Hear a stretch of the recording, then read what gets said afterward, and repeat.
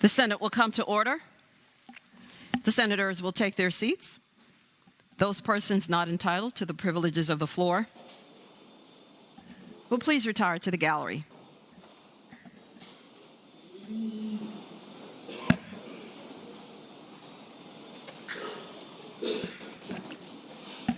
Good morning, senators.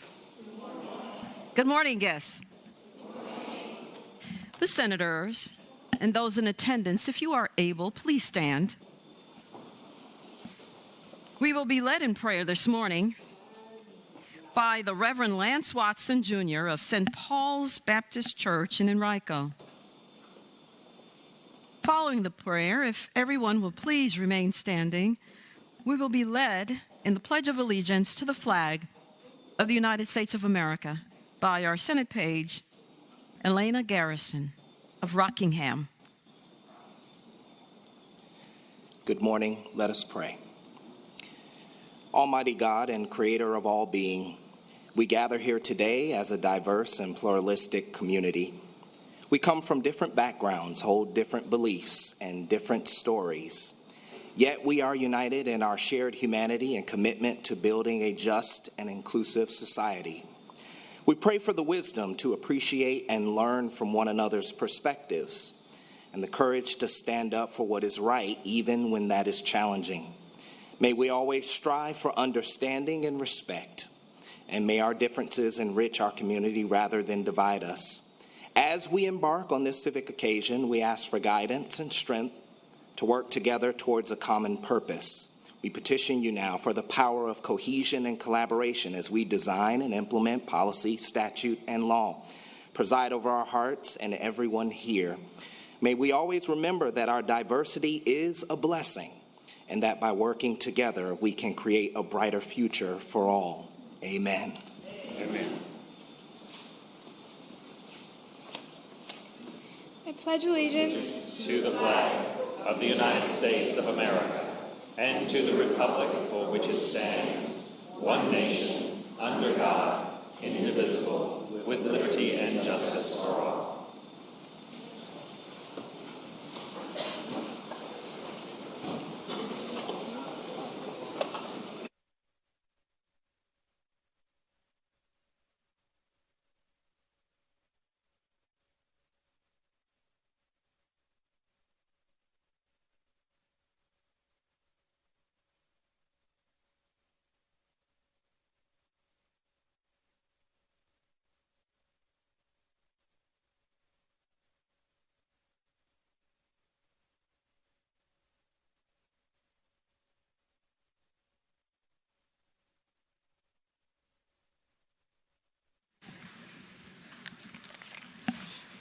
The clerk will call the roll.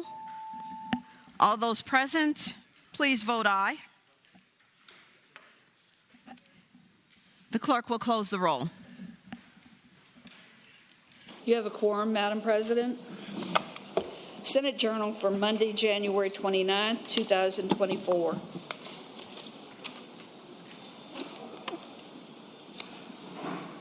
The senator from Alexandria, Senator Eben, moves that the reading of the journal be waived. All those in favor of waiving the reading of the journal will record their votes aye. Those opposed, no. Are the senators ready to vote? Have all the senators voted? Does any senator desire to change their vote? The clerk will close the roll. Ayes 39, noes 1. Ayes 39, noes 1. The reading of the journal is waived. The clerk will report any communications from the House of Delegates. Chair recognizes the senator from Eastern Fairfax County, Senator Surville. Good afternoon, Madam President. Good afternoon. I would move to waive reading of the House communication. The question is, shall the reading of the communication from the House of Delegates be waived? Those in favor of waiving the reading will record their votes aye. Those opposed, no. Are the senators ready to vote? Have all the senators voted? Does any senator desire to change their vote? The clerk will close the roll. Ayes 37, noes 2. Ayes 37, noes 2. The reading of the journal, the reading of the communication from the House of Delegates is waived. The clerk will report any communications from the governor. We do not have any, Madam President. We have arrived at the time in our morning hour when we will discover who all of our wonderful guests are. We're so glad you're here. The procedure is that a senator will stand and tell us who you are, and please rise at that time. And then if you'll hold your applause until after I speak, then we will give you all a hearty applause. And so with that, I do now call on Senator Aird, the senator from Petersburg. Thank you, Madam President. I rise for an introduction. The senator may continue. Thank you so much. Ladies and gentlemen of the Senate, today our prayer was offered by the Reverend Lance Watson, Jr., and I'd ask that he please stand, of St. Paul's Baptist Church in Henrico. Madam President, Reverend Watson is a master's graduate of divinity from Virginia Union University's Samuel DeWitt Proctor School of Theology and a graduate of business administration with a focus in IT project management from ECPI University. Reverend Watson is a dynamic preacher, a sought-after digital project manager, and most importantly, a caring leader. He is also an active board member for RVA Crime Stoppers, an involved member of the Henrico NAACP, and a long-standing member of the Prince Hall Freemasons of Virginia. We were quite fortunate to hear his prayer today, and I'd ask you all to please join me in giving him a warm Senate welcome. Good afternoon again to you, Reverend. So we understand you have a business degree as well as a divinity degree, and so you are both taking care of business here and in the other atmosphere, so to speak. Senators, let us give him the warm welcome of his Senate.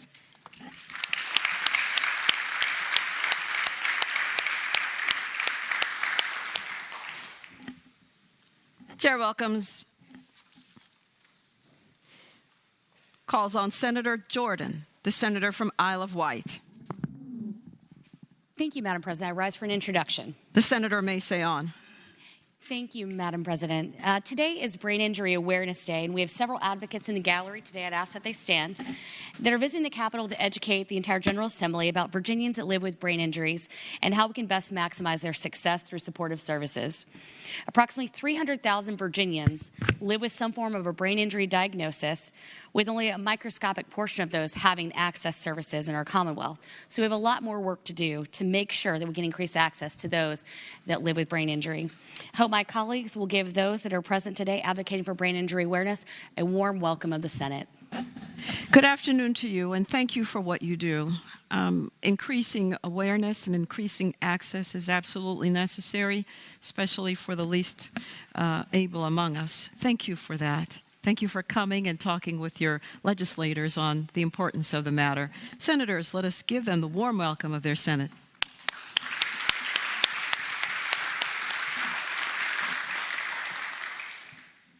Chair recognizes Senator Marsden, the senior senator from Fairfax County. Thank you, Madam President. I rise for an introduction.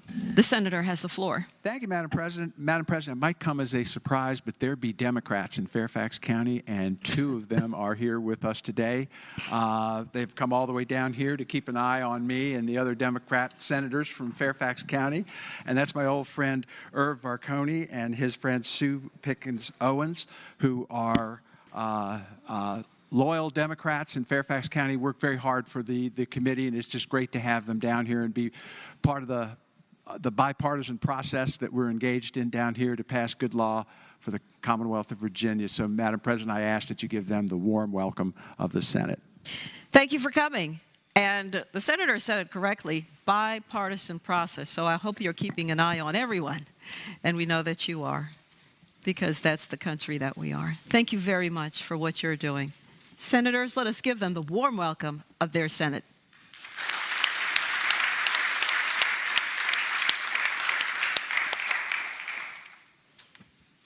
Chair recognizes Senator Stanley, the senator from Franklin. Thank you, Madam President. I rise for the purposes of an introduction. Senator has the floor. Thank you, Madam President, members of the gallery, and of course the members here in the body. We have in our gallery today a great family who has come to the Commonwealth of Virginia, to the capital of Richmond, with their children to discover all that they can and learn all that they can about our system of government here in the Commonwealth of Virginia. And so they have taken this opportunity. They came by my office. I met them for the first time. They're friends of a good friend of mine, Fred Getty, who I went to law school with. And Fred asked that I take good care of them, and hopefully I have. I dragged them down to the Finance Committee, where I had two bills, and they saw both the thrill of victory and the agony of defeat, all in one moment in time. And the agony of defeat came from my friends that wear my color jersey, the Republicans. So, ladies and gentlemen, I would like to introduce to you, and Madam President, Matt Carrillo, Rebecca Carrillo, Josephine, Marcus, and Charlotte Kay. They're from the Fredericksburg area, and I wish that, Madam President, you would extend to them the warm welcome of the Senate. Good afternoon to you. Thank you for coming. It's always good to see families here and for you to come and tell us what issues are important to you. And thank you for what you do in your community. Senators, let us give them the warm welcome of their Senate.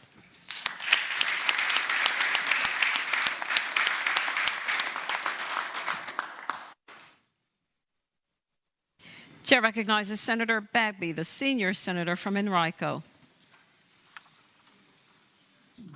Thank you, Madam Chair. Madam Chair, I rise for two introductions, if I may. The senator has the floor. Thank you, Madam Chair. Madam President. Madam President and members of the Senate, joining us in the gallery today are several guests for Advocacy Day for Autism. They represent several autism and development disability organizations from across the Commonwealth, including the Autism Society of Central Virginia, Tidewater, and Northern Virginia.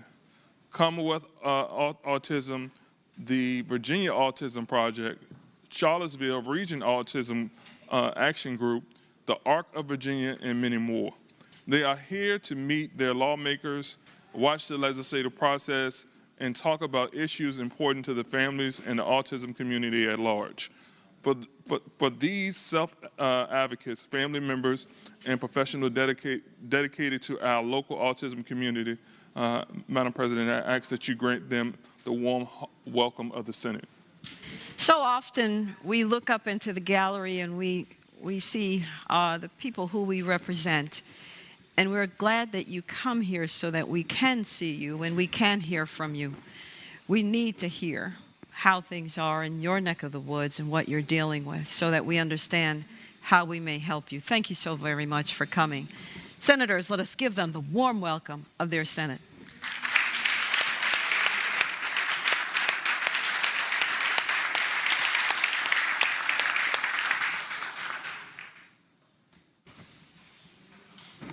Chair recognizes Senator Stewart, the senator from King George. Madam President, whenever the second one. Another one? Whenever, it doesn't matter. You may continue, Senator. Thank you, Madam President. And I'm on your time, not mine. Thank you, Madam President. I rise for an additional introduction. The senator has the floor. Madam President and members of the Senate, joining us in the gallery is a man whose service to the greater Richmond region is worthy of recognition and gratitude. Jack Berry, the president and CEO for Richmond Region Tourism, is retiring at the end of June. Jack leaves a legacy of unparalleled achievement to the tourism industry. He has been at the helm of the economic engine of tourism that annually contributes $3.5 billion with the B to the local economy. Jack and his team have helped elevate the Richmond Region brand in a multitude of ways, and we are all indebted to his wisdom, energy, and foresight. On behalf of the grateful region, the grateful greater region, we wish Jack and his wife Lynn a happy and healthy retirement. And I ask that I also just simply want to thank Jack for all of the things that he's going to leave in place for us to enjoy.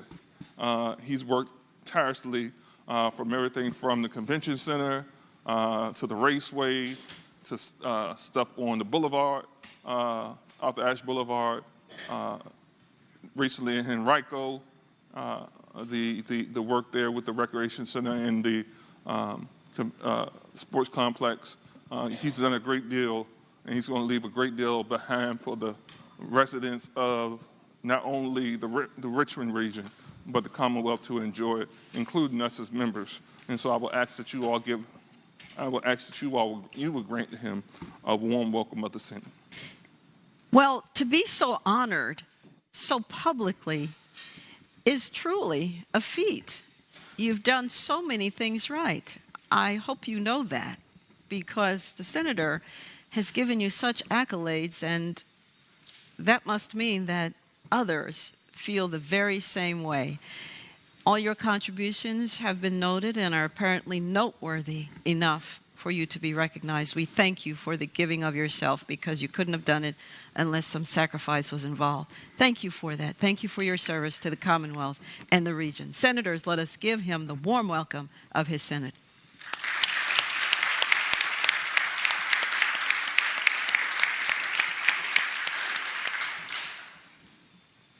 Chair now recognizes Senator Stewart, the senator from King George. Thank you, Madam President. I rise for an introduction. The senator has the floor.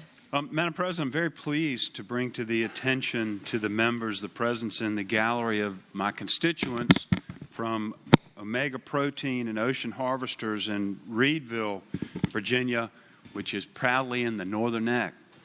Madam President, for about 145 years now, the Northern Neck's been the center of one of our largest fisheries in the nation, which is the Atlantic Menhaden fishery. And more than 260 employees work directly for the fishery, including the leading source of union jobs in the Northern Neck, with fishermen being members of the United Food and Commercial Workers Union Local 400. It's a multi-generational team that works there. Sons, fathers, and grandfathers, daughters, mothers, and grandmothers who are the fabric of that community. And I will tell you that they are a very, very integral part of the Northern Neck, and that fishery really is a part of the culture and heritage that we all enjoy down there, and we are very fortunate to have them, very honored to have them in the gallery today, and I would ask that you offer them the warm welcome of the Senate. Thank you also for coming. And last summer, when I visited the Northern Neck and indeed saw the fishery and everything and the people there, it is indeed a family affair, and that the family wants to continue in that industry is indicative of the love that you all have for it. Thank you very much for what you do. Senators, let us give them the warm welcome of their Senate.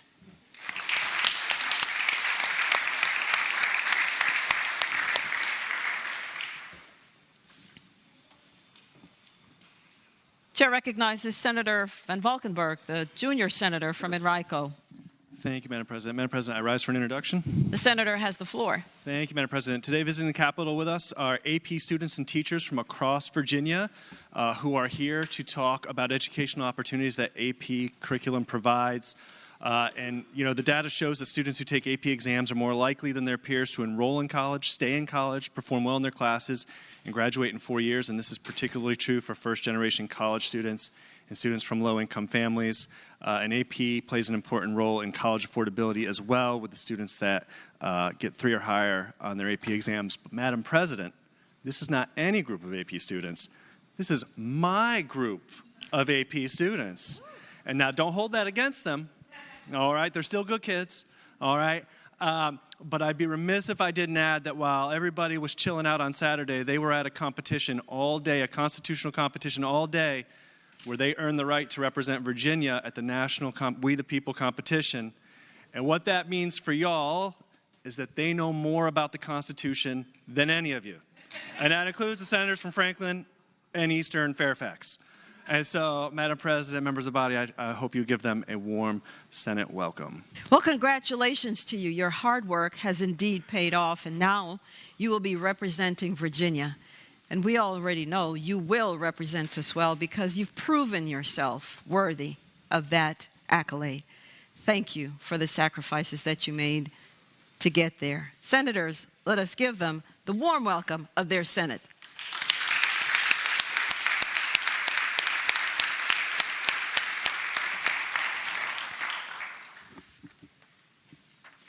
Chair recognizes Senator McGuire, the senator from Goochland. Thank you, Madam President. I rise for the purpose of an introduction. The senator has the floor. Today I'd like to introduce a woman with a huge heart and her family. Erica Rogers and her family are here in the gallery. Erica is a single mother to 10 children, 4 of whom have Down syndrome. She is a member of the ARC of Virginia, while also a resident and constituent from a county I represented for over 6 years in the General Assembly, Louisa County. She has committed countless hours to the ARC of Virginia and advocating for people with intellectual and developmental disabilities. The ARC is a statewide advocacy organization composed of individuals with disabilities, their family members, and their allies. Their purpose is to fight and advocate for Virginians with developmental abilities. I ask that we give a warm Senate welcome to Erica and the Rogers family. Good morning, Erica. Good morning, Rogers family. Thank you for coming, and thank you for your advocacy. Thank you for all that you do. Thank you for your sacrifice. Senators, let us give them the warm welcome of their Senate.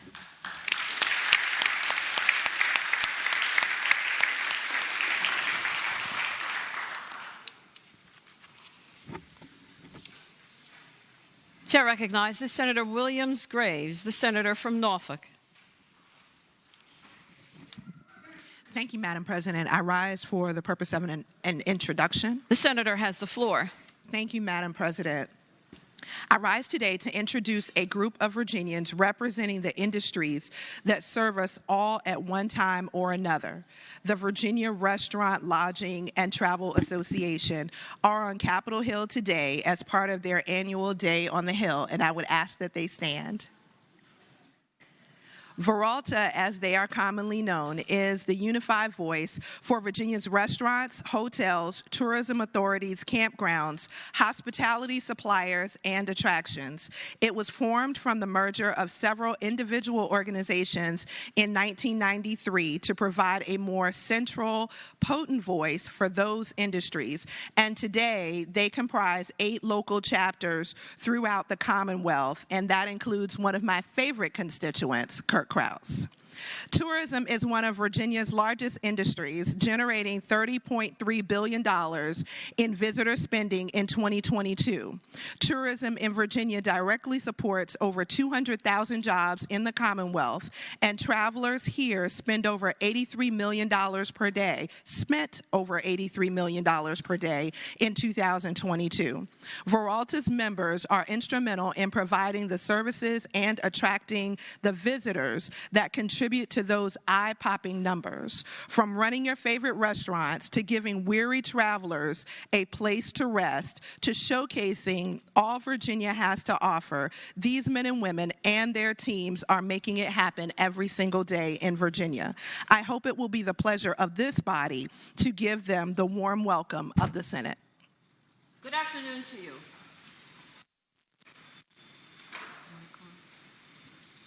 Good afternoon.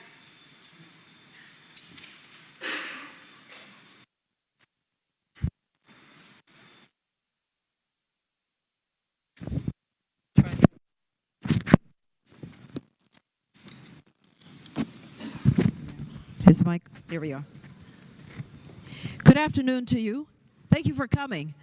We do know that your industry especially suffered greatly during the previous COVID crisis, and so you had a steep hill to climb to come back. And we're grateful that you are back and that you're contributing so much to our economy. All of those 200,000 plus jobs are very necessary, and we hope to see very many more. Thank you for what you do in representing the Commonwealth as well, because you're sometimes the first impression that people get when they come to Virginia. Senators, let us give them the warm welcome of their Senate.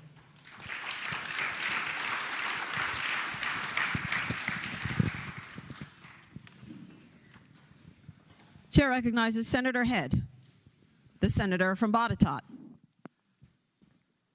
Thank you, Madam President. I rise for the purpose of an introduction. The senator has the floor. Thank you, Madam President.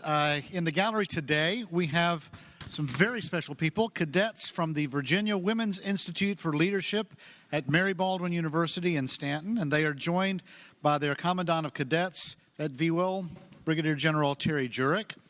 Mary Baldwin boasts the only Corps of Cadets in the nation just for women. The Virginia Women's Institute for Leadership is a highly regarded leadership training program emphasizing the values of discipline, integrity, and service for both military and civilian career paths. Through rigor, intense challenge, and mutual support, VWIL is a 4-year program that prepares women for leadership in the military, public service, and private sectors in the United States and around the world. VWIL combines military leadership development training with civilian approaches as students live and learn together, and each must complete a minor in leadership studies as a part of the program. Following graduation, 58% of VWIL cadets choose to join the U.S. military, while civilian leaders who graduate from VWIL often find a path in government service, criminal justice, education, or the health sciences. Madam President, I would ask that we give them the warm welcome of the Senate. Good afternoon. Good afternoon. We are so grateful that you are choosing to be leaders, women leaders. We're so grateful for you. You are our future. You're our future now. And Virginia's future can't help to be just that much more brighter because you are there. Senators, let us give them the warm welcome of their Senate.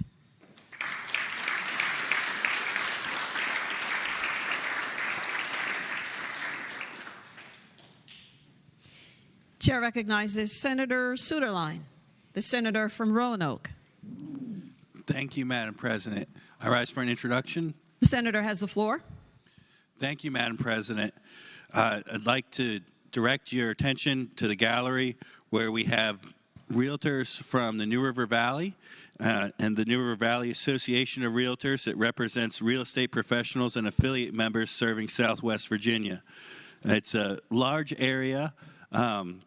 They're represented in the Senate by myself, the senator from Washington County, the senator from Tazewell, and the senator from Franklin. Appreciate all they do, standing up for property rights and residential home ownership for folks, as well as on the commercial side, helping the free market there. So if it's your pleasure, Madam President, I hope you'll give the warm welcome to the Senate. Good afternoon to you. It is my pleasure to welcome you. Thank you for the contributions that you make to our economy. Without you there, it would be a little bit more difficult to tell people of the beautiful areas in our great Southwest. Thank you for your knowledge and your expertise in your field. Senators, let us give them the warm welcome of their Senate.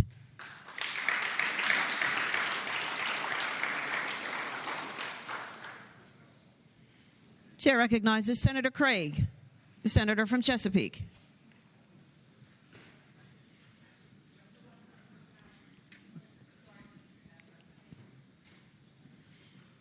Is there any other business to come before the Senate? Hearing none, the clerk will call the calendar.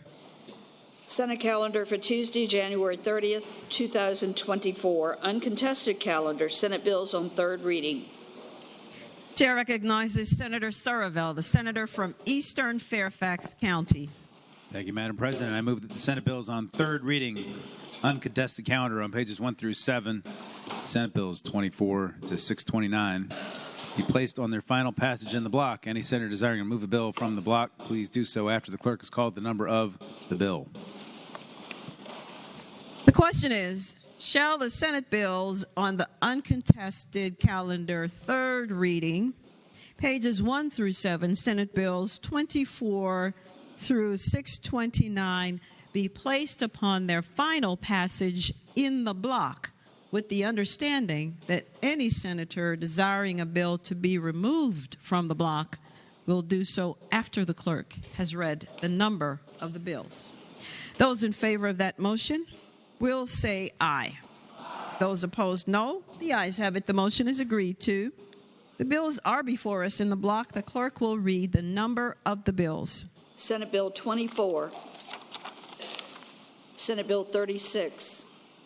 Senate Bill 50. Senate Bill 244. Senate Bill 281. Senate Bill 355. Senate Bill 397.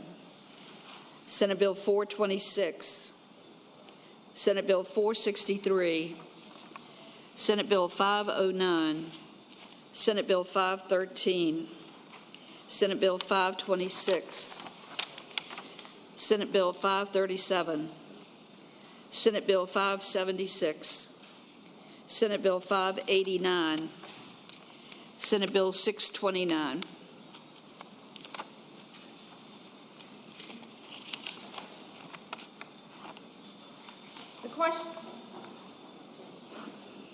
The question is, shall the bills in the block pass?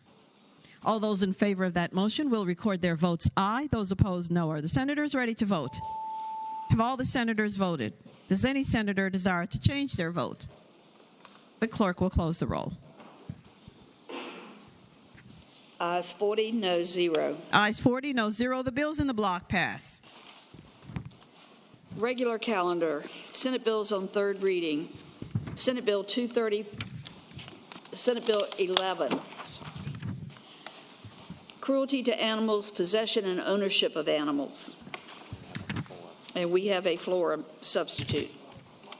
Chair recognizes Senator Favola, the senator from Arlington. Thank you, Madam President.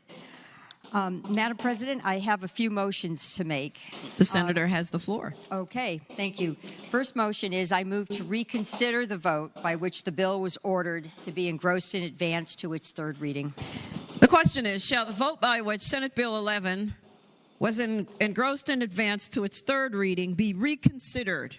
Those in favor of that motion will record their votes aye. Those opposed, no. Are the senators ready to vote? Have all the senators voted? Does any senator desire to change their vote? The clerk will close the roll. Ayes 40, no 0. Ayes 40, no 0. The vote is reconsidered. Senator Favola. Thank you, Madam President. I move to reconsider the vote by which the committee amendments were agreed to. The question is, shall the vote by which the committee amendments were agreed to be reconsidered? Those in favor of that motion will record their votes aye. Those opposed, no. Are the senators ready to vote? Have all the senators voted? Does any senator desire to change their vote? The clerk will close the roll. Ayes 40, no 0. Ayes 40, no 0. That vote is reconsidered. Senator Favola. Thank you, Madam President. I now move that the amendments with the recommendation be rejected be agreed to. The question is, with the recommendation that the committee amendments be rejected, shall the committee amendments be rejected? Agreed to, heavens. With the recommendation that it be rejected. Those in favor of that motion will say aye. Aye. Those opposed, no.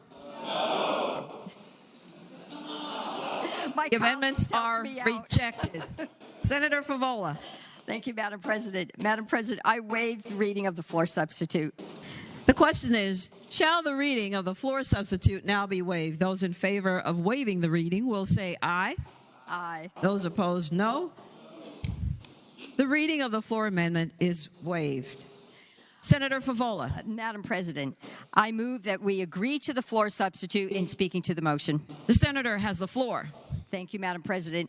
What this substitute does is it now focuses the bill only on companion animals. So we removed farm animals from the content of the bill. And then it articulates in better fashion what the original bill did in terms of penalties. With that explanation, again, I move that the amendment, the substitute, be agreed to. Chair recognizes Senator McDougall, the senator from Hanover. Madam President, would the senator yield for a question? Will Senator Favola yield for a question? Yes. Senator Favola yields. Senator McDougall has the floor. Thank you, Madam President. Madam President, I'd ask the senator, I noticed in line 73 that the penalty for a misdemeanor could extend up to 5 years. And I know we changed the statute in reference to other misdemeanors like misdemeanor sexual assault, DUIs, and others, that the penalties cannot go past the length of sentence, which is 1 year. So is this not putting this inconsistent with other policy decisions we've made for misdemeanor charges? Senator Favola has the floor. I would answer the senator that I did not look at all the other statutes, so there may very well be statutes that go beyond 1 year for the misdemeanor, but this, you are correct, this does allow for up to a period of 5 years. It would be at the discretion of the court. Madam President. Chair recognizes Senator Obenshain, the senator from Rockingham. Madam President, I'm just looking at this for the first time. I wonder if the senator would yield for a question. Will the senator from Arlington yield for a question? Yes. The senator yields. Senator Obenshain has the floor. So this substitute provides for the authority for the court to ban possession on conviction of misdemeanor for up to 5 years and for life for a felony conviction. Is there any provision for restoration of those rights at any point? Senator from Arlington has the floor. No, not in this bill. There is not a provision for restoration. That I have to be quite direct about that. I will just again reiterate that the sentences are at the discretion of the judge, so evidence can be presented. The statute does outline what cruelty means, and the statute has been on the books. The current law has been on the books for a while. That's my response. Thank the senator. The question is, shall the floor substitute be agreed to? Those in favor will say aye. Aye. Those opposed, no. The floor substitute is agreed to. Senator Favola. Thank you, Madam President. I now move that the bill be engrossed in advance to its third reading. The question is, shall the bill now be engrossed in advance to its third reading? Those in favor will say aye. Aye. Those opposed, no. The ayes have it. The bill is engrossed in advance to its third reading. Senator Favola. Madam President, I move that we suspend the rules and dispense with the third constitutional reading of this bill. The question is, shall the rules be suspended and the third constitutional reading of the bill be dispensed with? Those in favor of that motion will record their votes aye. Those opposed, no. Are the senators ready to vote? Have all the senators voted? Does any senator desire to change their vote? The clerk will close the roll. Ayes 40, no 0. Ayes 40, no 0. The rules are suspended, and the third constitutional reading is dispensed with. Senator Favola. Thank you, Madam President. I now move that the bill pass, and speaking to that motion. The senator has the floor. Thank you, Madam President. As I explained earlier in the substitute, we did remove farm animals from the bill, and this was at the request of several of rural lawmakers. Focuses on companion animals, and horses are included in this. And it merely states that if you're convicted of a felony, the court may prohibit you from possessing or owning that animal for up to a lifetime. And if you're convicted of a misdemeanor, it could be, the sentence could be no possession or ownership for up to 5 years. And then if you violate the court order, there's also a penalty. This is a common sense bill. I hope it is the will of the body to pass it. Thank you, Madam President. Chair recognizes Senator Peake, the senator from Lynchburg. Yes, thank you, Madam President. I rise to see if the senator will rise for a question. Will the senator from Arlington rise and yield for a question? Yes, I rise for a question. Yes. The senator rises and yields. Senator Peake has the floor. Thank you, Madam President. Following up on the senator from Rockingham's question, I was prepared to vote for this bill, but in looking at that, and it says the court may. So the way it looks to me would apply to someone convicted as a juvenile, no matter what age they are. So or let's say they're an adult, 18 years old, they've committed an offense, a felony. The court at that time says it's so bad. 40 years later, at 58, there's no provision to get any animal rights back. Senator Favola. Is that correct? Senator Favola has the floor. Thank you, Madam President. This does not change the JDR statutes. So as far as I'm aware, if a child is convicted and they're under the age of 18, all of that would go through the JDR court. So we're not changing the current structure of our court system. Madam President, Madam President, wish the senator yield for another question. Will the senator from Arlington yield? Yes. Senator yields. Senator Peake has the floor. Thank you, Madam President. Let's say they're 18 and an adult. So I'm asking, I was prepared to vote for this. Is it possible we could take it by, put a provision in there that allows someone to petition after a certain amount of years to have their animal rights restored? Is that a motion, sir? It's a question. It's a question. The senator from Arlington has the floor. I would say I have an easier way. There's a companion bill going through the House, and there are some amendments in that House bill which may track what's being suggested this morning. So perhaps we can get this bill across the aisle, and in conference we can come up with something. Senator Peake, further question. The senator has the floor. Yeah, I was prepared to vote for the bill until I heard those concerns. And without a provision in this bill, I mean, we believe in redemption and second chances, and we restore voting rights and we restore gun rights. And as much as we want to restore voting rights, I would think that at least after some period of time, there'd be a provision to restore animal ownership rights. So without that in this bill, I hate to vote against it, but I think I have to. Madam President.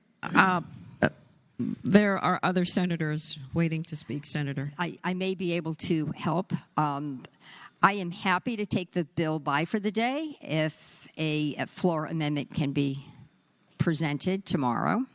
And that is a motion? That is a motion. Without objection, Senate Bill 11 goes by for the day.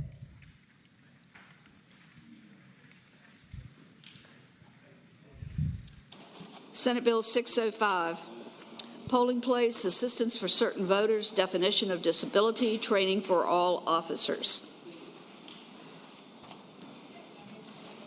Chair recognizes the senior senator from Loudoun, Senator Subramaniam. Thank you, Madam President. I move passage of the bill and speaking to that motion. The senator may continue.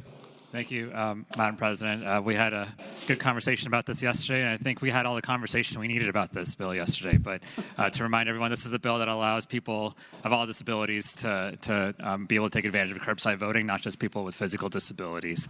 So I hope we quickly move passage of the bill and vote on it right now. Thank you, Madam President. Chair recognizes Senator McPike, the senior senator from Prince William. Thank you, Madam President. Will the senior senator from Loudoun yield for a question? Given it's his first bill, is that right? Yes, sir, it is. Senator Subramaniam, will you yield? I yield, Madam President. Senator yields. Senator McPike has the floor. Thank you, Madam President. Given that there are considerable concerns around ballot integrity and other things, I did have just a few questions. And first off, on line 27 of the bill, after shall, what is the first word? Senator Subramaniam has privilege of response. Madam President, I've got the non-light item bill up here, so I think it's B, Madam President.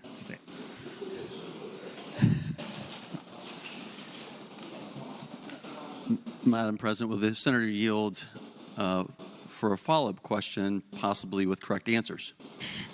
Senator Subramaniam, will you yield? I yield. The senator yields. Senator McPike has the floor. So I'll assist, Madam President, potentially the first part of the answer, which is the word is deposit. And so is it the senator's intention to start to bank, in fact, votes? Is that what this bill does? Senator Subramaniam has the floor. Madam President, we're just trying to increase the ability for people of all disabilities to use curbside voting. That's all the bill is trying to do, Madam President. Further question? Further question? Will the senior senator from Loudoun I yield, Madam President. Senator yield. Senator McPike. Thank you, Madam President. Now, it's my understanding in this chapter, in this bill, that the machines that are listed in the bill count. Is that correct? Senator Subramaniam has the floor. Madam President, I'd say that he's maybe reading the code section, not what the bill actually does. The bill is just the italics part, and all it says is that it's for all people with all disabilities. And so the code section is different from the actual bill, Madam President. Senator McPike. Follow-up question, Madam President. Senator Yield. Will the senator yield for a follow-up question? Madam President. The senator from Loudoun yields. Senator McPike has the floor. President, since the senator has lightly prepared for this today and does not have lines on his bill to prepare to answer properly questions, Section D, second paragraph, subsection C, if the senator is following, and we've established that these machines in fact count, why is it that in that section the machine that counts needs its own counter? Senator Subramaniam has the floor. Madam President, I just reiterate that we're just trying to help people with disabilities. We had the ARC here today, and as far as the counter and the counting machine, I'll leave that to the experts at the polling locations, who will be trained on helping people with disabilities get curbside voting, according to this bill. Madam President, one final question. Final question is promised. Senator Subramaniam, will you yield? I yield. The senator yields. Senator McPike. Thank you. Could the senator not have provided a more entertaining bill to provide for his first bill on this floor, Madam President? The senior senator from Loudoun has the floor. Madam President, I apologize to the senator from Prince William. Next time I'll bring more entertaining bills to the floor. I thank the senator. The senator from Rockingham, Senator Obenshain. Madam President, was senior senator from Loudoun yield for a question? Will the senator from Loudoun rise and yield? I yield. The senator yields. Senator Obenshain has the floor. Madam President, I would ask this senator, I'm deeply disturbed by some of the implications in this legislation, and I want to know whether there are provisions that would provide for the restoration of those voters' rights to vote inside a polling place as opposed to voting outside of the polling place. Senator Subramaniam has the floor. Madam President, I would say to the senator that we can actually vote inside and outside. It's an optional, so it's not mandatory that they take advantage of curbside voting. Senator Obenshain. Madam President, I thank the senator for his ambiguous response. The question is, shall the bill pass? Those in favor of passage will record their votes aye. Those opposed, no. Are the senators ready to vote? Have all the senators voted? Does any senator desire to change their vote? The clerk will close the roll.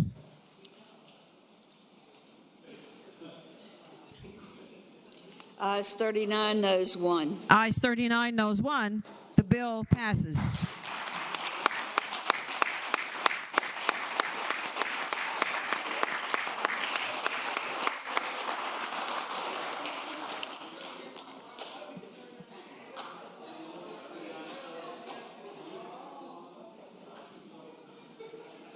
Senate Bill 33. Certified registered nurse anesthesiast supervision during an operation or procedure. Chair recognizes Senator Locke, the senator from Hampton. Thank you, Madam President. I move that Senate Bill 33 pass.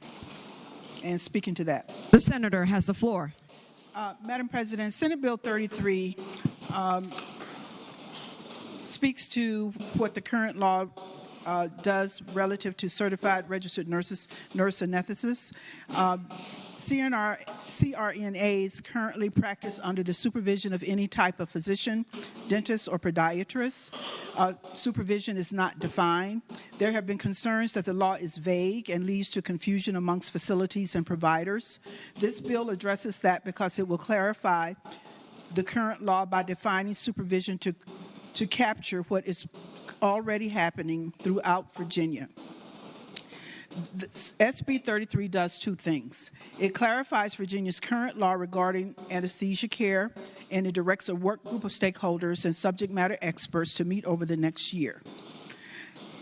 As I'm sure you've heard by now, there is much disagreement on whether the current law should be changed. Therefore, that is why the second part of the bill directs the stakeholders to meet over the next year to discuss and make recommendations on the following: ways to increase the anesthesia provider workforce, which includes determining how the current law impacts workforce and if licensing anesthesiology assistants will help or hurt that. Secondly, and most importantly, it directs the work group to assess how potential changes would impact patients in our underserved regions. All of this needs to be thoroughly reviewed and worked out among stakeholders before we consider making changes to the current standard of care, thus the need for the work group. And that is the bill. Again, I move that we pass Senate Bill 33. The question is, shall the bill pass? Those in favor of that motion will record their votes aye. Those opposed, no. Are the senators ready to vote? Have all the senators voted? Does any senator desire to change their vote? The clerk will close the roll. Ayes 34, noes 6. Ayes 34, no 6. The bill passes. Senate Bill 195, Uniform Statewide Building Code, Board of HCD to convene advisory group to evaluate report. Chair recognizes the junior senator from Enrico, Senator Van Valkenburg. Madam President, I move passage of Senate Bill 195 and speaking to that motion. The senator has the floor. Thank you, Madam President. Madam President, the clerk did a great job of explaining what the bill does, so I'll just add that when we think about affordable housing and how can we have affordable housing, there's a couple buckets. There's zoning, there's the Housing Trust Fund, there's red tape, there's the building code. This seeks to put together a work group to look at when we can have single staircase, because we know that in other parts of the country, in other parts of the world, we have single staircase that go higher up. We want to do this in a safe way. We don't want to legislate the building code, and we want to make sure we do this in a safe way and that we're responsive to public safety, and so that's why this is a work group, and I move passage of the bill. The question is, shall the bill pass? Those in favor of that motion will record their votes aye. Those opposed, no. Are the senators ready to vote? Have all the senators voted? Does any senator desire to change their vote? The clerk will close the roll. Ayes 39, no 0, Rule 36, 1. Ayes 39, no 0. Rule 36, 1. The bill passes. Senate Bill 235, Sexually Explicit Content Policies on Parental Notification of Instructional Material. Chair recognizes Senator Hashmi, the senator from Chesterfield. Thank you, Madam President. I move that SB 235 pass, and speaking to that motion. The senator has the floor. Thank you, Madam President. I find myself in the very odd position of actually bringing a bill and defending a bill that I had voted against in the 2022 session. This is a bill that was carried by one of our former colleagues that sought to restrict the issue of material in our schools. I spoke against this language because I feared the direction that we were going in the Commonwealth, the direction that we actually saw come to pass, and that is the direction of book bans and censorship. And what we are trying to address now is taking that same language, the language that we passed in 2022 that many of my colleagues on the other side of the aisle voted on. In fact, all of my returning colleagues supported this bill. It was focused on parental notification. It was focused on parental notification, and there was an enactment clause that we specifically added to that legislation that said that in no circumstances would this legislation be construed to allowing for the banning or the censorship of materials in schools. But in fact, the direction has gone elsewhere. Because it was an enactment clause, the language was then not explicit in for many of our schools school boards. They adopted policies on parental notification, the model policies that the bill asked them to do. Many school boards did that. But we also had school boards that went in another direction. We had superintendents that began to actually remove books from school libraries. And we've seen many examples of that across the Commonwealth. So this legislation just simply puts that enactment clause back into the language of the bill. So it makes clear that parental notification is important. It's there so that parents have the opportunity to understand what it is that their children are reading. And it also makes clear that censorship and book bans are not to come as a result of parental notification. We're talking about two different things, parental notification versus censorship. This is the exact same legislation that was passed in 2022. It simply restores the enactment clause. And with that, Madam President, I ask that the bill pass. The question is, shall the bill pass? Those in favor? Madam President, would the senator yield for a question? Well, Senator Hashmi, rise and yield for a question. Senator yields. Senator Head has the floor. Yeah, thank you, Madam President. I'm a little confused by the statement that was just made and wonder if we could get some clarification on that, and would ask the senator if it is the same language that was in the previous bill, then why do we need to have another bill? Or if there are differences in the language, if we could have some direct understanding as to what exactly is different this time, because she said repeatedly that it's the same as what was passed before, and yet we have a bill again. So that seems a little confusing to me. Senator Hashmi has the floor. Madam President, I would respond to the senator by pointing out that the enactment clause has been added back into the legislation. It's been added into the actual language of the bill. It is no longer an enactment clause. It is the same language that says nothing, and this begins on line 24, nothing in this section, any model policy or amendments thereto adopted by the department will, and I'm just going to skip through it, shall be construed to permit the censoring of books in any public elementary or secondary school. This was an enactment clause that was in the previous legislation. Okay. Thank you, Madam President. Speaking to the bill. The senator from Botetourt has the floor. Yes, thank you, Madam President. I just would point out this legislation has come through and been talked about a lot. If you are of the opinion that nothing ever should be prohibited from appearing in an elementary school or middle school or even high school library, that there's no content that should ever be restricted, then this would be okay. But with the language and the changes that the patron has just explained, this now does prohibit a school board from taking action that would remove something that is just totally egregious. And you may call that censorship. That's good parenting in my mind. You might call that a book ban. There's nothing that ever, in any case, prohibits students from being able to acquire this information, even bringing the books like this into school of their own, of talking about it, of sharing it, just simply that it's not there in the school libraries. And that's a big concern that I have with this clarification. Really undoes a good portion of the legislation that was passed last year. So just need everybody to be aware of that. Thank you, Madam President. Chair recognizes Senator Van Valkenburg, the junior senator from Enrico. Speaking to the bill. The senator has the floor. Thank you, Madam President. Madam President, I'm going to rise to disagree with what I just heard, because what happens in schools right now is that every locality has a policy that they can put in place that can be as rigorous or as lax as they would like about how to take books out of school. And I don't think most people have any concern with that idea, that a parent sees a book they don't like, they challenge it, it goes through the process, it's taken from the school. This bill does not change that.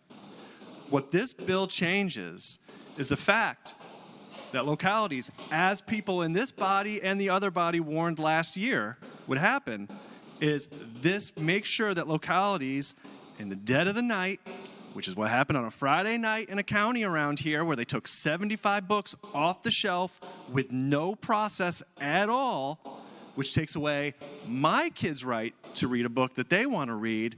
You know, we're talking about Kurt Vonnegut was taken off the shelves, right? This prevents a school board from doing that. So if you want to have a process where parents can challenge a book, go through a process, that book can be pulled, but a locality cannot just take books off a bookshelf in the middle of the night, you should vote for this bill. But if what you really want is for a locality to be able to yank books in the middle of the night off a shelf, taking away your rights as a parent to dictate your kids' choices, right? I want my kid to read Kurt Vonnegut, personally, right? Well, then vote against the bill. This bill is stopping localities from ripping books off the shelf with no process, no rigorous process to determine whether or not they should be taken off or not. So let's not mistake this. This is not about getting, this is about helping parents. This is not getting in the way of parents. Thank you, Madam President.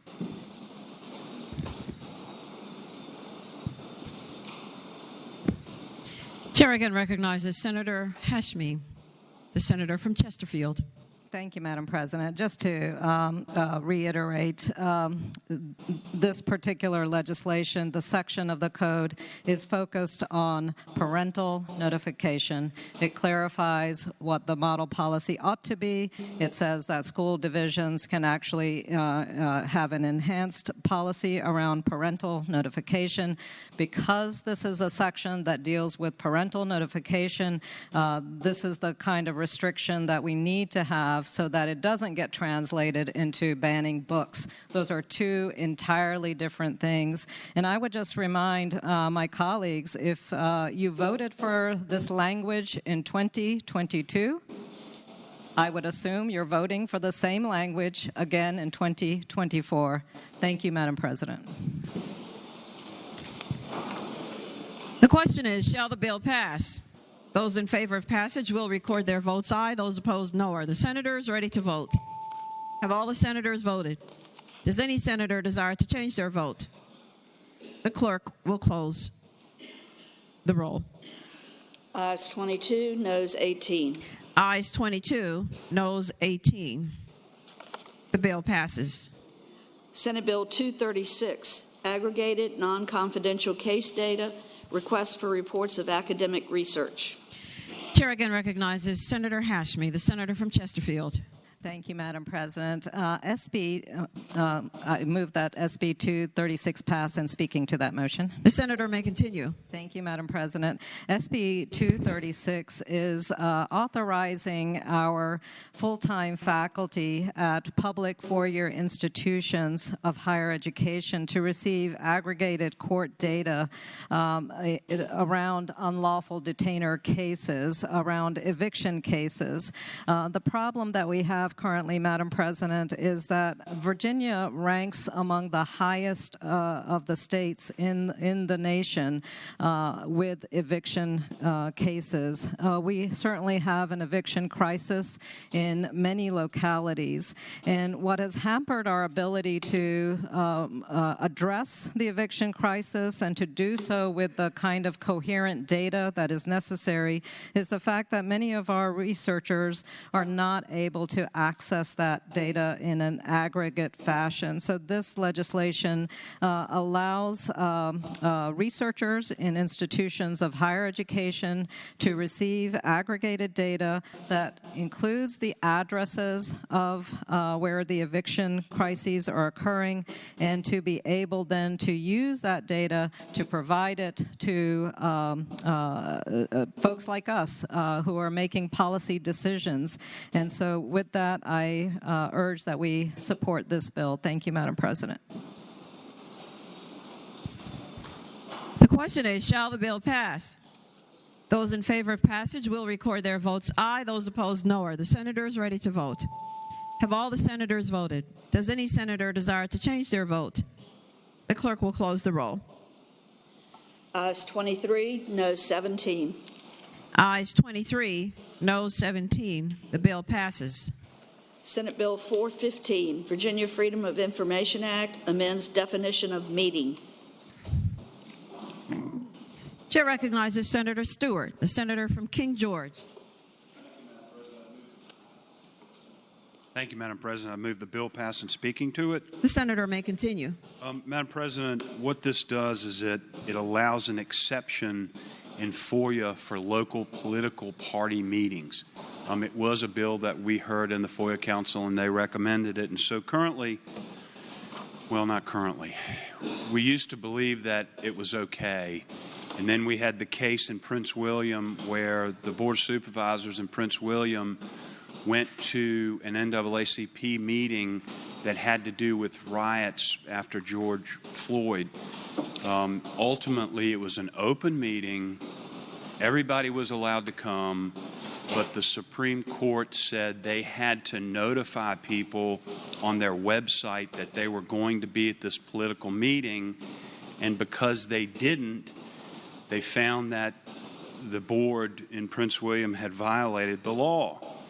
And it was interesting because I read these cases as a lawyer. It was one of the first times that I've ever read a Supreme Court decision where the majority was correct and the dissent was correct. The majority in that the way the language reads, it prohibited them from doing that.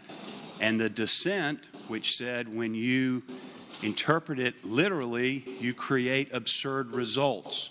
And what happened was we created an absurd result. So this just allows you to attend your local political meeting, and this is for supervisors, make no mistake about it, as long as the purpose of the meeting is not to transact county business. Now, I will say on the floor, because I think it's important, even though we don't have legislative records, sometimes the Supreme Court listens to what we say.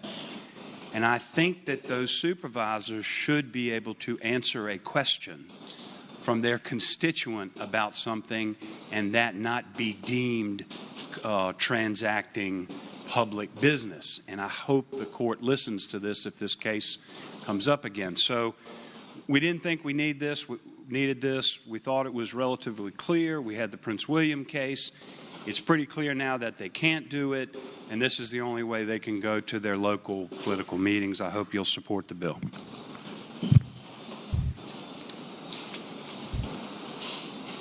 The question is, shall the bill pass? Those in favor of that motion will record their votes aye. Those opposed, no. Are the senators ready to vote?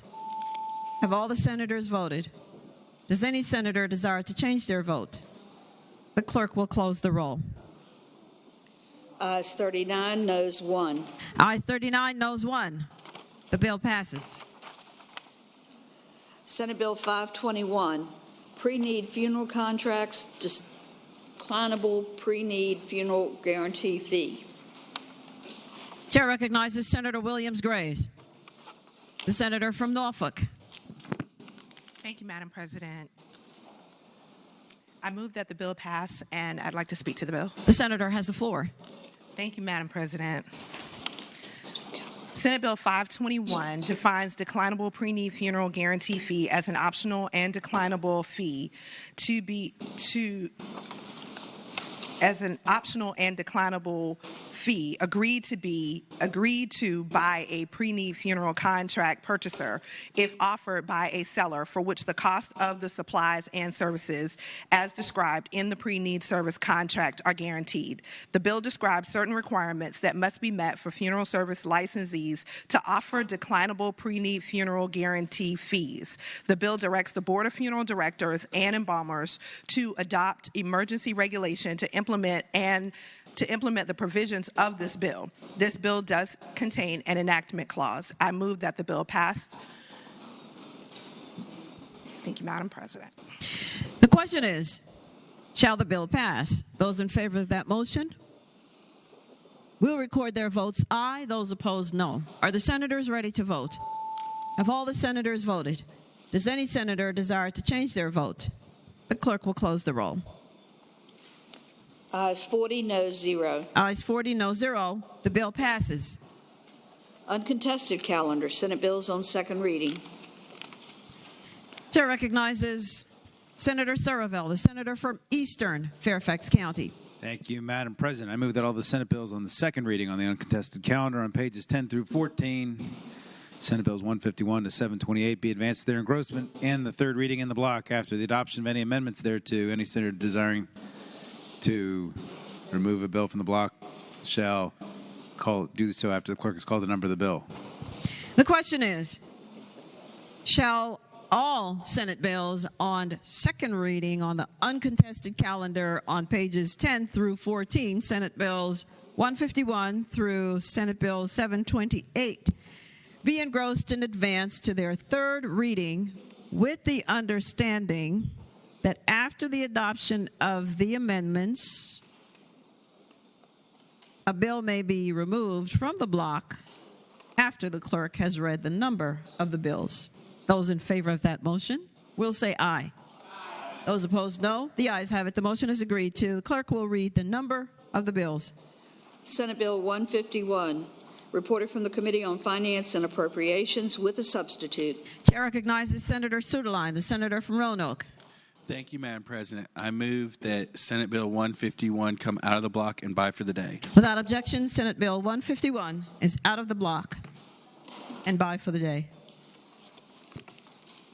Senate Bill 207, reported from the Committee for Courts of Justice with a substitute, and there is a floor substitute. Chair recognizes Senator Diggs. Madam President.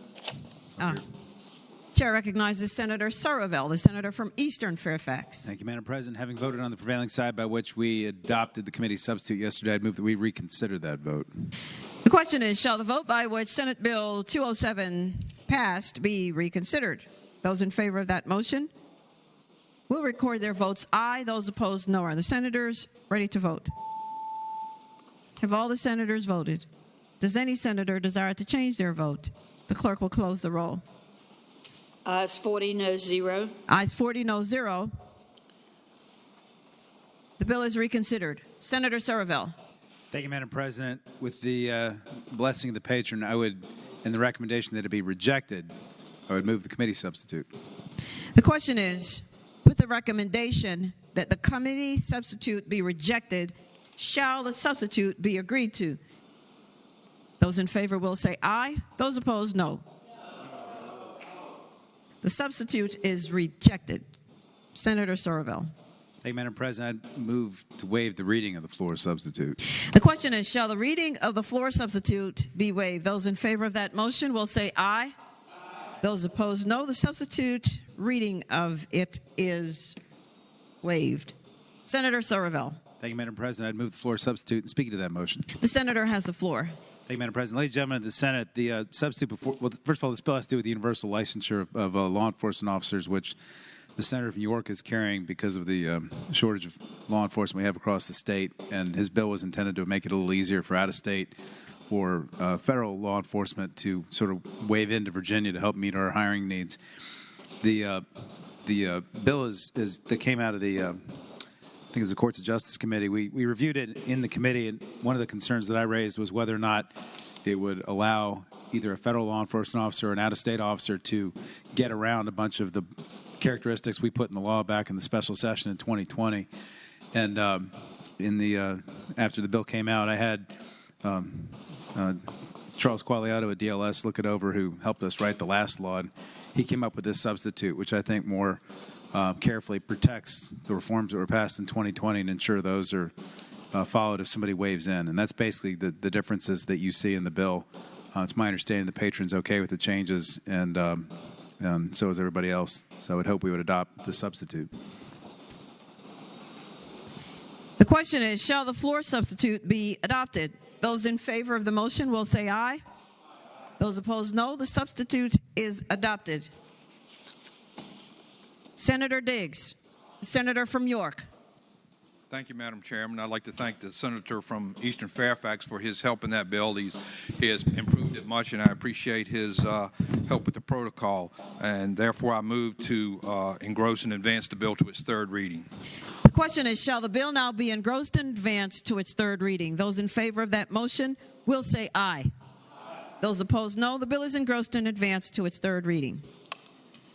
Senate Bill 117, reported from the Committee on Rules. Senate Bill 125, reported from the Committee on Rules. Senate Bill 323, reported from the Committee on Transportation. Senate Bill 389, reported from the Committee on Rules. Senate Bill 439, reported from the Committee on Rules. Senate Bill 530, reported from the Committee on Rules. Senate Bill 534, reported from the Committee on Transportation with a substitute. Chair recognizes Senator Salim, the senator from Central Fairfax County. Madam President, I request that Senate Bill 439 go out of the block and by for the day. Without objection, Senate Bill 439 on page 12 is out of the block and by for the day. Chair now recognizes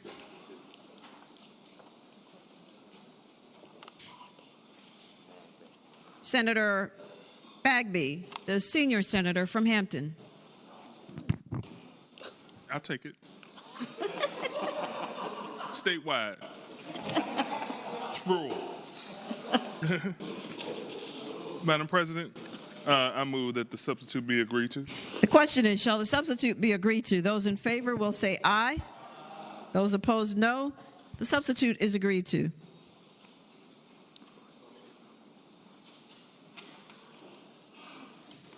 Senate Bill 574, reported from the Committee on Rules with a substitute. Chair recognizes Senator Deeds, the senator from Charlottesville. Madam President, I move that the substitute be agreed to. The question is, shall the substitute be agreed to? Those in favor will say aye. Those opposed. Question is, shall the substitute be agreed to? Those in favor will say aye. Those opposed, no. The substitute is agreed to. Senate Bill 635, reported from the Committee on Rehabilitation and Social Services. Senate Bill 658, reported from the Committee on Rehabilitation and Social Services. Senate Bill 728, reported from the Committee on Transportation.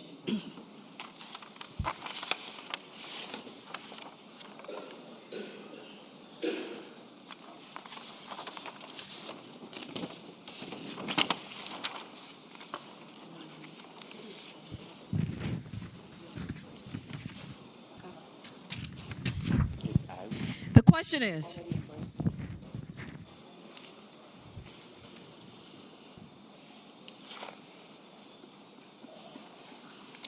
shall the bills in the block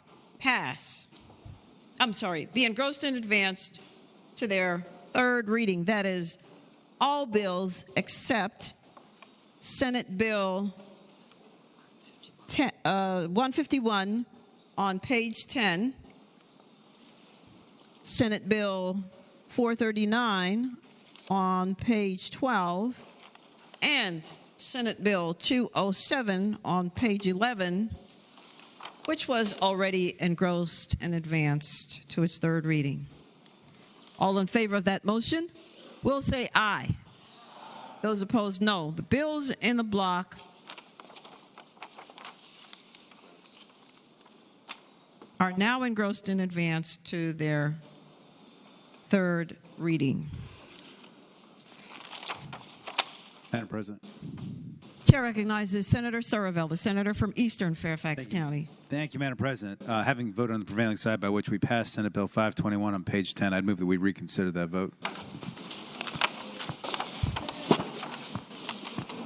What bill was that, Senator? Page 10, 521.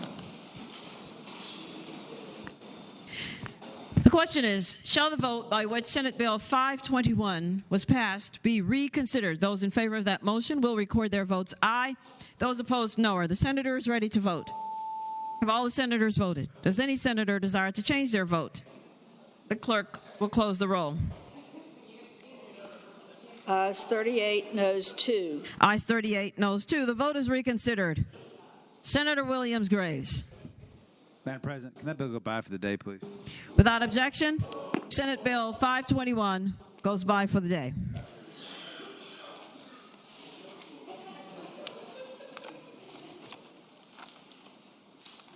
Regular calendar Senate bills on second reading. Senate Bill 73, a bill relating to photo monitoring system for traffic signals, proof of violation, retired law enforcement officials, reported from the Committee on Transportation.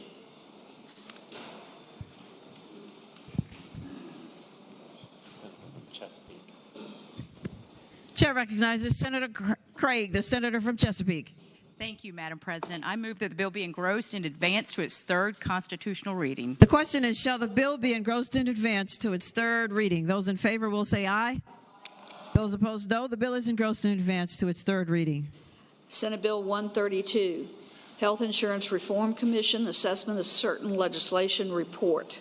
Reporting for the Committee on Rules. Chair recognizes Senator Head, the senator from Botetourt.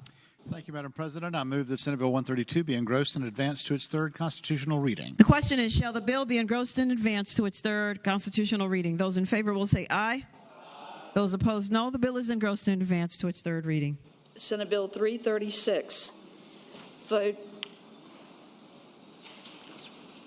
Photo Speed Monitoring Devices High-Risk Intersection Segments. Reported for the Committee on Transportation. Chair recognizes the junior senator from Prince William, Senator Rome. Thank you, Madam President. I move engrossment of the bill and passage to its third reading. The question is, shall the bill be engrossed in advance to its third reading? Those in favor will say aye. Aye. Those opposed, no. The bill is engrossed in advance to its third reading.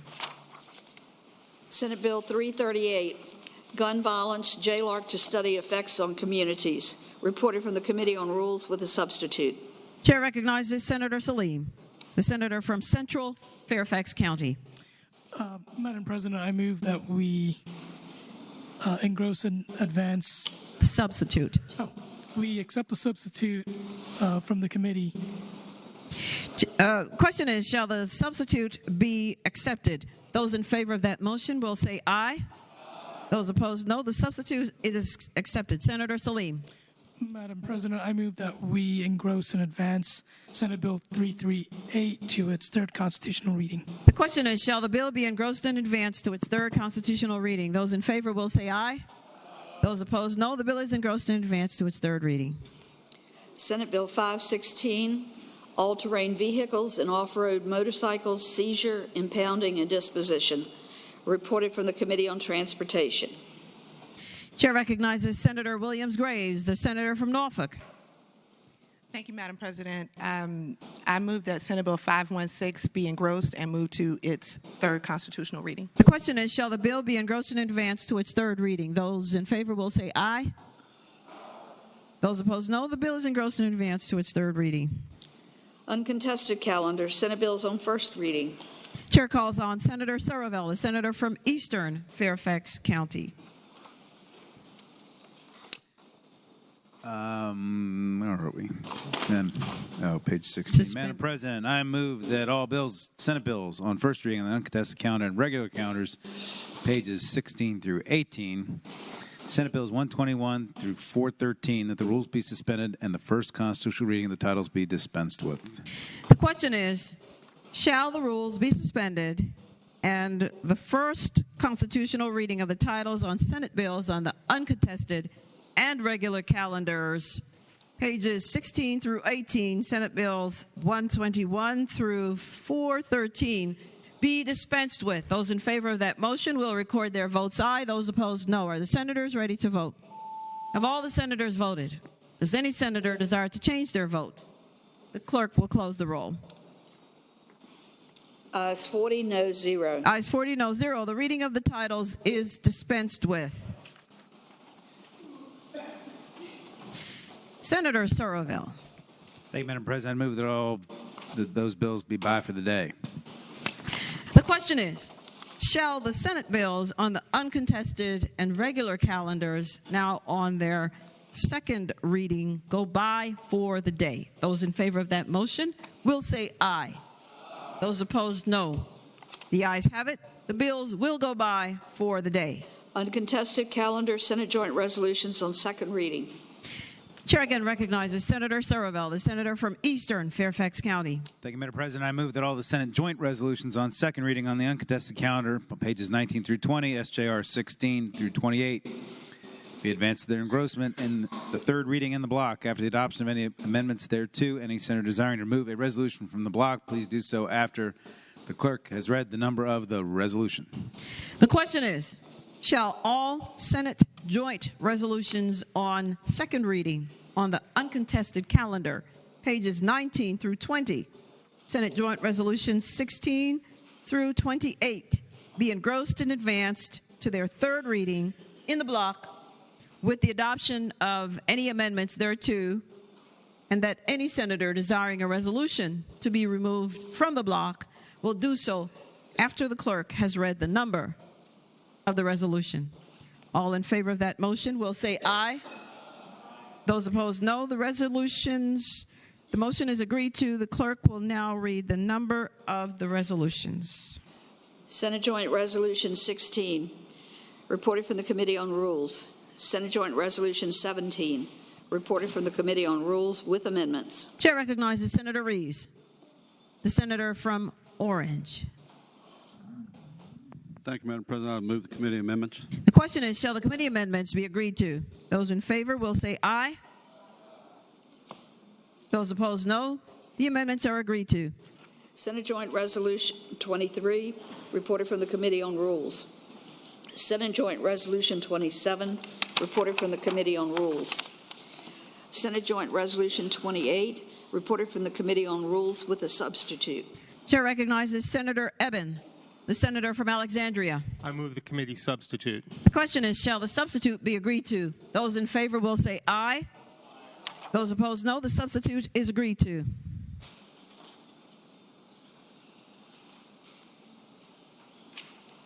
The question now is, shall the Senate joint resolutions be engrossed and advanced to their third reading? Those in favor of that motion will say aye. Those opposed, no. The ayes have it. The resolutions are engrossed and advanced to their third reading. Regular calendar, Senate Joint Resolutions on second reading. Senate Joint Resolution 21, directing the Joint Legislative Audit and Review Commission to study the need for and feasibility of creating a Secretariat of Rural Affairs in the Commonwealth. Reported from the Committee on Rules with amendments. Chair recognizes Senator Aird, the senator from Petersburg. Thank you, Madam President. I move the committee amendments. The question is, shall the committee amendments be agreed to? Those in favor will say aye. Those opposed, no. The ayes have it. The committee amendments are agreed to. Senator Aird. Thank you, Madam President. I move to have it engrossed and move forward. The question is, shall the resolution now be engrossed and advanced to its third reading? Those in favor will say aye. Those opposed, no.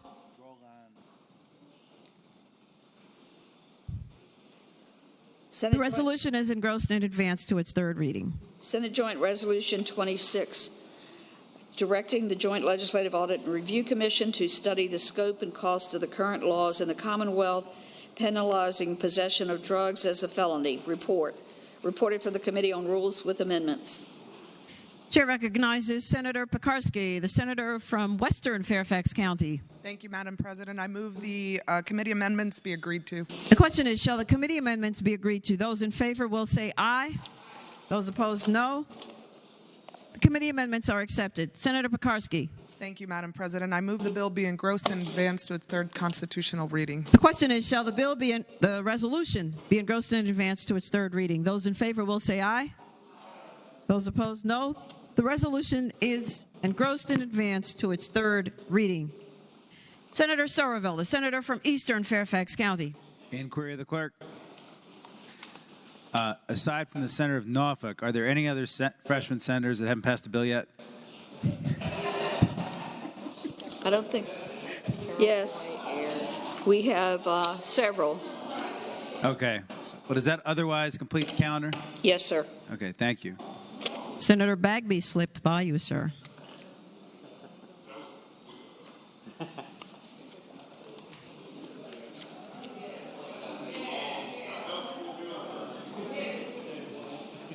Is there any other bills, any other business to come before the Senate?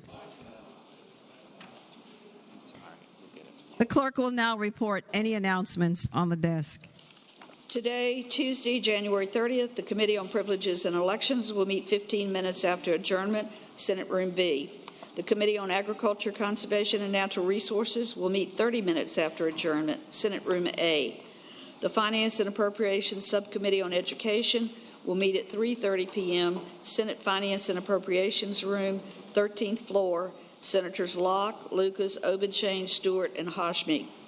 The Education and Health Subcommittee on Health will meet at 4 p.m., Senate Room C, Senators Favola, Suderline, Bagby, Aird, and Durant. Wednesday, January 31st, the Finance and Appropriations Subcommittee on Public Safety and Claims will meet at 7:30 a.m., Senate Finance and Appropriations Room, 13th floor. Senators Eben, Lucas, Marsden, McDougall, Pillion, and Hashmi. The Women's Legislative Roundtable will meet at 8:30 a.m. in House North Meeting Room 700B, 7th floor, GAB. The Committee on Finance and Appropriations will meet at 9 a.m. Senate Room A. The Democratic Caucus will meet at 11:15 a.m. in Senate Room 1 in the Capitol. And this is a time change, 11:15. The Republican Caucus will meet at 11:15 a.m. in Senate Room 2 of the Capitol.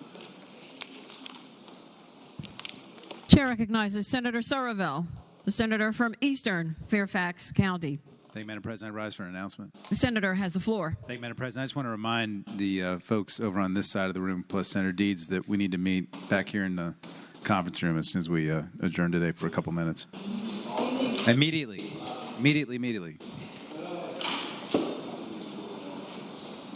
Chair now calls on Senator Lucas, the senator from Portsmouth. Thank you, Madam President. I move that the Senate do now adjourn until 12 noon on tomorrow. The question is, shall the Senate now adjourn until 12 noon tomorrow? Those in favor of that motion will say aye. Those opposed, no. The motion is agreed to. The Senate stands adjourned until 12 noon tomorrow.